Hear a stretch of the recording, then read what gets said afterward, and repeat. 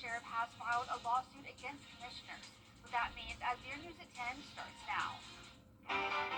Live from Television Park, this is WJBF News Channel 6 at 10 on MeTV. Good evening, I'm Hannah McDonald. Thank you for joining us. Coverage you can count on begins with Burke County Sheriff Alfonso Williams wants a court order to allow him to have control over his department's budget. The Richmond County Sheriff's Office is looking for 28-year-old Timothy Heath. He is wanted for aggravated assault that happened earlier today at the intersection of Sandabar Ferry Road and Bobby Jones Expressway. He was last seen driving the vehicle you see on your screen. Authorities say Heath may be armed and dangerous. If anyone has seen Heath or his truck, please contact local authorities. The Aiken County Sheriff's Office and coroner are investigating the death of an 18-year-old. It happened Wednesday night at a home on Yon Road in North Augusta. Deputies say Malachi Jarrett was found submerged in the family pool. Attempts were made to revive the teen, but those efforts were unsuccessful. An autopsy will be performed. A man is facing charges tonight after a short standoff in North Augusta. Public safety dispatchers got a 911 call shortly after 3 this afternoon. They could hear a man and woman arguing and say the man, identified as Xavier Davidson, threatened to shoot the woman and police if they showed up. Once public safety officers arrived, Davidson ran into an apartment. He was believed to be armed. The SWAT team was called and he eventually surrendered about 15 minutes later. Time now for a first look of the weather with Chief Meteorologist Jenna Petracci. How's the weather looking this week, Jenna? Well, Hannah, it's definitely going to be hot. It's already been hot, but it's getting even hotter, and just in time for that first day of summer tomorrow. Now, right now on our Terry Lambert Hyundai Skyview cam outside the station, it's a quiet night. We had some storms come through earlier, very isolated activity. It was in and out, and now it's completely dry. You can see our almanac is not showing any rain officially reported at Augusta Busch Field. We had a low of 71 and a high of 93. So overall, near average temperatures for us today, and we're currently sitting in those upper 70s through lower 80s, 81 in Evans, 77 in Allendale. Millen, you're at the 80-degree mark, and same story in Augusta, 77 in Crawfordville, and 78 in Lincolnton. Our dew points are anywhere from the upper 60s through upper 70s, a lot more moisture down in our southeastern counties where the storms were just a couple hours ago, and the winds are still a bit breezy, up to 20 miles per hour now in some spots.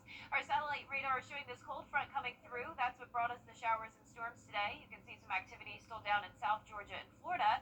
But for us tonight and tomorrow morning, we're going to keep it dry, going down to 70 at 6 a.m. And looking ahead, you can see those isolated storm chances into the weekend, but the main story is definitely the heat. I'll have a look at your 10-day forecast coming up, but back to you, Hannah. Thanks for that, Jenna. Well, as Juneteenth is being celebrated throughout the nation, many people may not know the true meaning of this pivotal day in America's history. News Channel 6's Carlton T. Clay has more. On January 1st, 1863, President Abraham Lincoln issued the Emancipation Proclamation. However, everyone was not free. It wasn't until June 19, 1865, when the Union soldiers arrived in Galveston, Texas, and formally announced the end of slavery, freeing more than 250,000 enslaved black people in that state. However, this is a history lesson that unfortunately Ken J. Macon says, to his knowledge, was not taught in many of our educational institutions.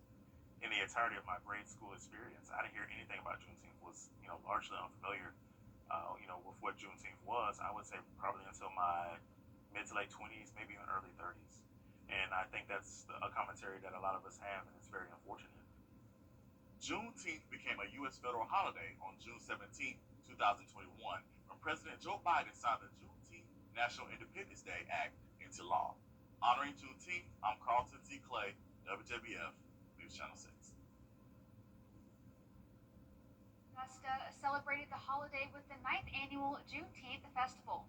The Band of Brothers Augusta put on this event to celebrate the official day of the end of slavery in the United States.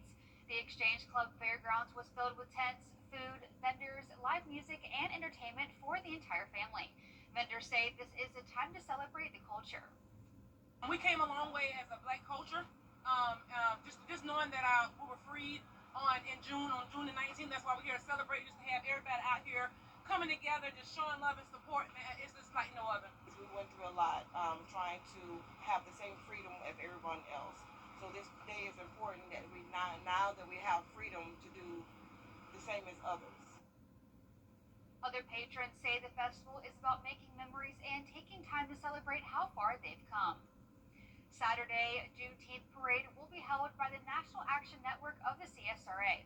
It starts at 11 a.m. at the James Brown Arena parking lot in downtown Augusta. Registration is still open if you want to participate. Head to WJBF.com for more information. Following the parade, a Freedom Trail ride will take place. It's at Crimson Hills on Old Waynesboro Road in Hephzibah. Check-in starts at 3 and the ride begins at 5 p.m. Tickets start at $10 and kids 10 and under can get in for free. The Augusta Exchange Club doing its part to help local nonprofits. Today is Donations Day. It's a chance for the club to give back to the charitable agencies that help so many in our community. It was also a chance for Richmond County Sheriff Gino Brantley and former Sheriff Ronnie Strength to give the Ronnie Strength Award to the Augusta Boxing Club. Typically, the money comes from the proceeds from the Georgia-Carolina State Fair and the Augusta Charity Classic Golf Tournament, but this year the hurricane forced the cancellation of the fair. The Exchange Club was still able to donate $100,000. Coming up, traveling in style. What new vehicle is available in North Augusta? We'll have those details after Dennis forecast. And tomorrow is that first day of summer, and it will definitely be feeling like it as we heat up even more. I'll have a look at the temperatures with your full 10-day forecast right after this break. At the Access One Center, the NASCAR Xfinity Series blazes into Pocono. Every week, North ready to break his teeth in. Jets like Austin Hill take on Connor Zillage and the rest of the Red Hot Rookies. The NASCAR Xfinity Series Pocono. Saturday at 3 on CW6. Brought to you locally by Hardee's, where there is always goodness in the baking. Stop in for fresh baked biscuits, crispy pan-breaded chicken, and char-broiled 100% Angus beef burgers. Your most watched local news is getting a big plus. WJBF 6 Plus, built for the way you want. The CSRA's trusted news source, now on demand. Live by First 6 weather when it matters most. Stream it anytime, anywhere. Plus, it's totally free. No subscription required. WJBF 6 Plus is ready when you are. Download it free today on your favorite streaming device. Now, your most accurate forecast with WJBF Live Viper 6. Welcome back and happy almost Friday to you. I hope you're having a nice week so far and staying cool and dry. We've definitely had a good amount of storms and the heat will continue as those storm chances finally start to go down. So right now on our Terry Lambert Hyundai Skyview cam, it's a nice quiet night. No more rain in the forecast over the next 12 hours at least or so. 80 degrees out there, feeling like 84. A southwest breeze of 8 miles per hour. Dew points are in the lower 70s. And around the CSRA, it's 75 in Washington, but 80 still in Waynesboro. So either way, it's warm, mid-70s through low 80s with this cold front coming through. But despite the cold front, it is not getting cold. In fact, temperatures are going to be heating up as we go into the weekend, which is perfect timing for the first day of summer tomorrow. It's the longest day out of the year. Sunrise at 6:18, sunset at 8:40. The Earth's axis is tilted towards the sun at this time of the year, with temperatures starting out in the 70s in the morning and then climbing into the 90s in the afternoon. Now, this weekend we have some fun events. We have the Aiken Pro Rodeo Friday and Saturday. Just stay cool out there. It's going to be hot and humid, and notice those chances of rain, just around 10 to 20%. So you really don't have to worry about much rain this weekend. Just don't be thrown off if you run into a stray shower. But overall, pretty good weather for the Peach Festival as well over in Trenton. We're going to be in the 90s there as well. Now, the summertime sizzle will stick around over the next 7+ days. Heat index of 100+ degrees. Remember, between 11 a.m. to 8 p.m., that's when it's going to be the hottest outside. So remember to stay cool as much as possible in the shade, limit those outdoor activities, as our temperatures will be climbing into the upper 90s. 99 is your forecasted high on Tuesday, and notice the heat index all the way up to 108. That's when we start to get into that possibility of seeing some heat advisories issued. So we'll keep you updated on that. The average first 100-degree day comes on June 28th. I will say it is possible we can hit 100 next Tuesday. As of now, keeping it at 99, but we'll also keep you updated on that. But our futurecast tomorrow at 6 a.m. showing that cold front lingering in the area. That could possibly produce a few showers and storms, mostly in our southeastern counties, but once again, that chance is very low. As we go into our Saturday, just typical pop-up showers and storms, but not a washout by any means. So overall, a great weekend for those outdoor plans. Our low temperatures tonight will be in the upper 60s to low 70s, right around average, and our high temperatures tomorrow, same deal. Average high is 92. We'll be at 93 in Augusta, and you can see as we get into the next few days, we will climb to above average temperatures. 95 on Saturday and Sunday, 99 on Tuesday. That will be the hottest day out of the week. And even after Tuesday, when we start to cool down, we're not cooling down much. We'll still be up to 94 the following weekend, with those rain chances going back up. What perfect weather for the first day of summer tomorrow. Yeah, I mean, it's definitely on track for summertime with that extreme heat. Oh yeah, definitely staying hot. Yes. Well, a ribbon cutting for an exciting project in North Augusta. Today, the city gave folks a first look at its new trolley at the corner of Carolina and Butler Avenue.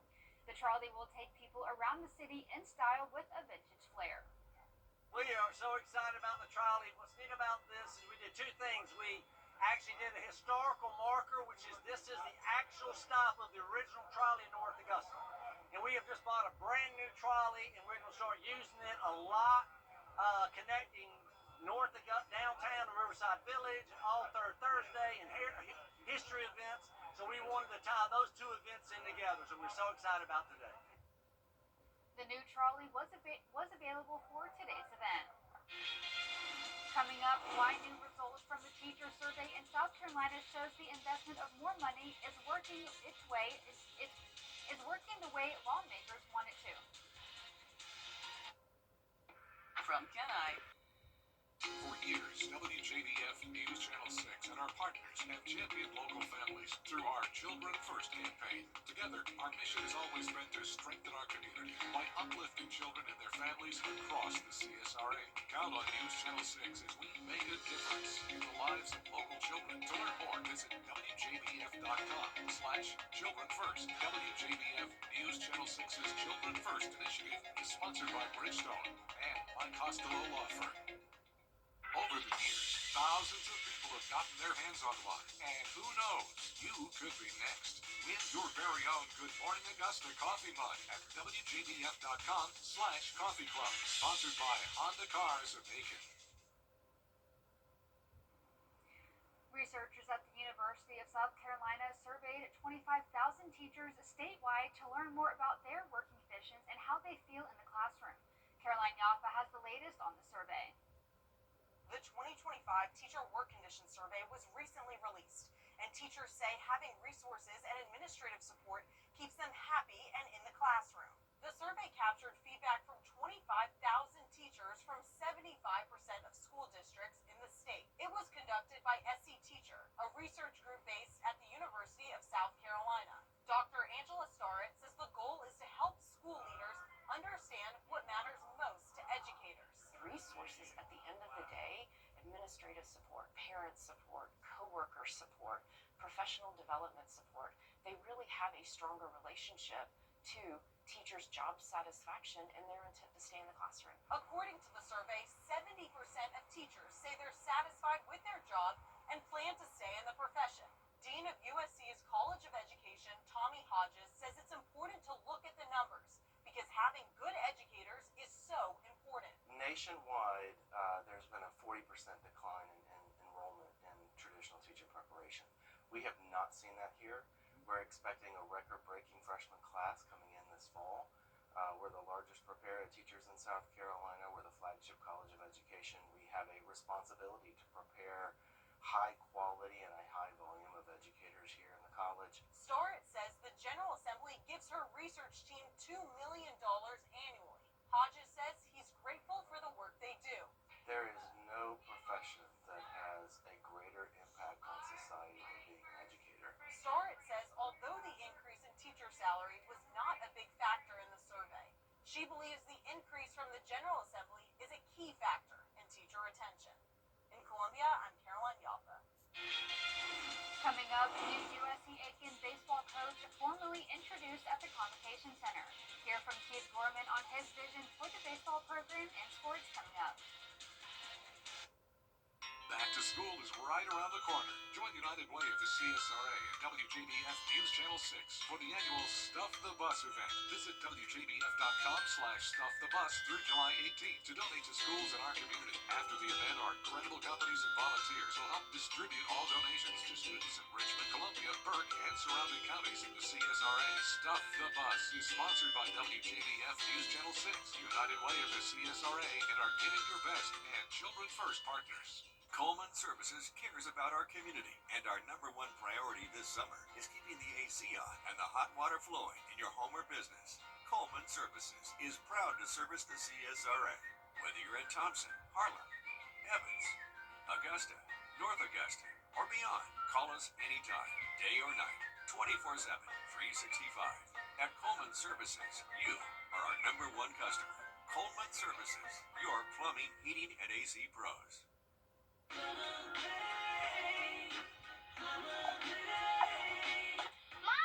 we need ice! I guess I gotta go to Queen City. Welcome to Queen City Home Store. With our price match guarantee and express delivery, we have exactly what you need when you need it.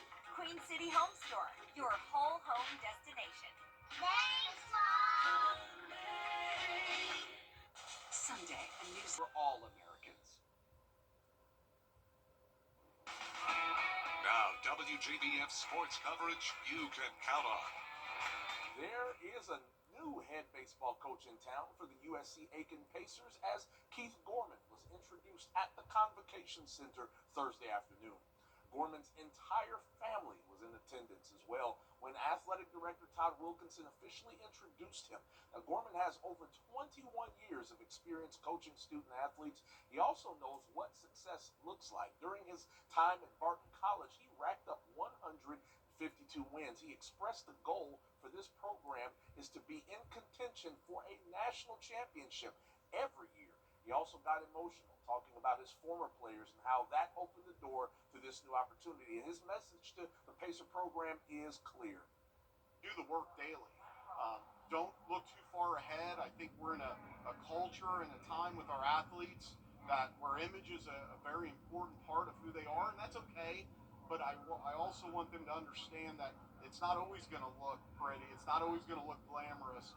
We have to do the good work daily, keep putting our foot one foot in front of the other, and then all these great things they'll achieve later. Now, Thursday was Championship Day at the Vaughn Taylor Championship Tournament, and we got to see winners of both girls and boys play crowned with a record-setting performance to boot. After 4 days of competitive golf, it was Tommy Evans of Charlestown, West Virginia, not only winning and adding his name to the list of champions on the boys' side, but doing it in record-setting fashion. He shot a total 15 under, 198 for all 3 rounds, breaking the tournament record.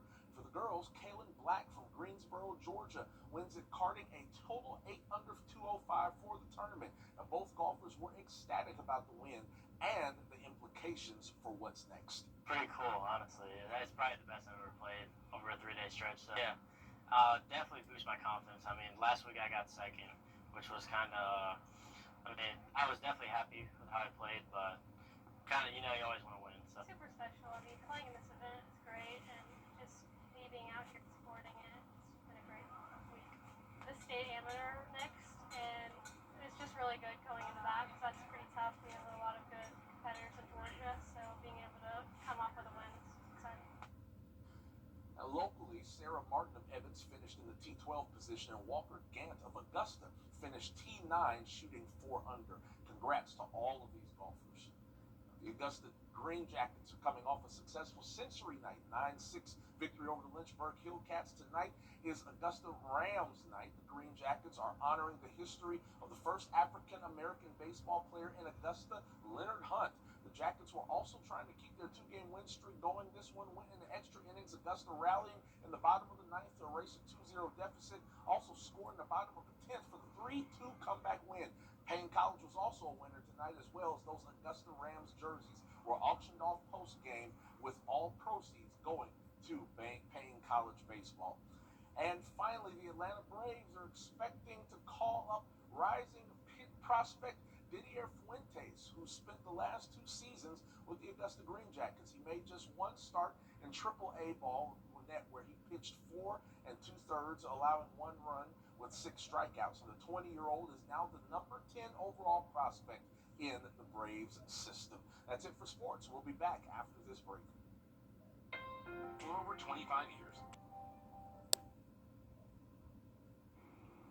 And last but not least, celebrating 50 years of the movie Jaws. It changed the way many thought about a day at the beach. The movie made waves in an era of summer blockbusters, and now a documentary is taking us behind the scenes of the film and the cultural impact.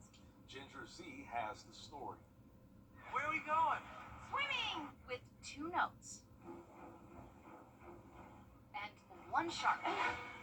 Steven Spielberg's Jaws changed movies forever. It was sort of life-changing. There have been movies made since using CG sharks that aren't nearly as good. The film, released 50 years ago, becoming an instant blockbuster. But the making of the movie was over budget and 100 days behind schedule. I was terrified I was going to be fired. Nat Geo's new documentary, Jaws at 50, takes a deep dive into the production, plagued by issues with that mechanical shark. There was nothing fun about making Jaws. It was a very, very hard thing to go out on the real ocean, be knocked around by the waves, by the currents. One more time. And then on top of all that, 80% of the time the shark didn't work. You're going to need a bigger boat. Shark! The shark!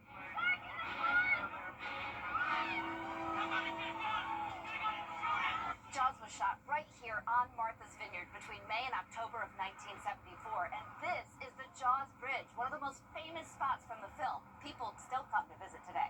The cast and crew of Jaws was right here in picturesque Edgartown as they transformed it into the beachside resort town of Amity. Many of the actors in the movie, islanders, lifelong residents of Martha's Vineyard, like Jeffrey Voorhees, whose character, Alex Kinter, was one of the shark's victims. You see me go up and down, that's 2 guys lifting me in and out of the water to pull you in and give you air. And Jonathan Searle, who appeared alongside his brother in this memorable moment. You made me do it! You don't even do it! So in the film, you are pulling a hoax, or your character is, but now you in real life are the chief of police. Can you believe that? I'm still amazed at the following that the movie has produced, and that 50 years later, people are still so interested. Who knew when I was sitting with a 26-year-old gentleman that would be Steven Spielberg? Tomorrow is the first day of summer, and we'll be up to 93 degrees, 95 over the weekend, mostly sunny and mostly dry. Then we heat up to 99 on Tuesday, mid to upper 90s the rest of the week, with those rain chances coming back in next Wednesday. We'll be right back for News Channel 6 at 11. Have a good night. And Hogan's Heroes is next here on